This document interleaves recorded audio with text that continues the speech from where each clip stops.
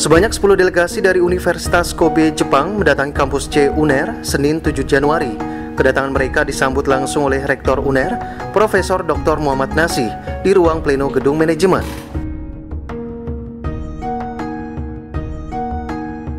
Kunjungan delegasi Universitas Kobe di UNER menjadi bagian dari acara workshop bersama dengan tema The First Workshop on Research Cooperation of Humanities and Sciences for Implementing Global Welfare.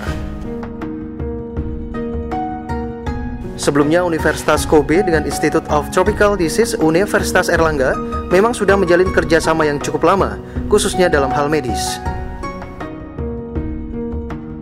Profesor Nasih mengaku berterima kasih atas kerjasama yang sudah terjalin.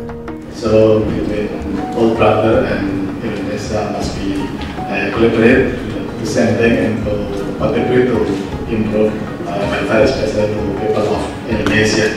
So, once again, thank you for your coming, thank you for your collaboration, thank you for your time.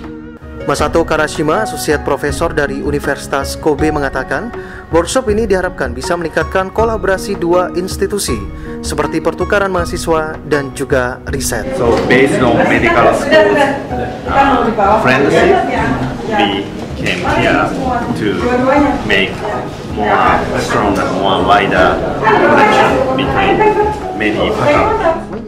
Workshop akan digelar Selasa dan Rabu 8-9 Januari di Institute of Tropical Disease UNER Surabaya.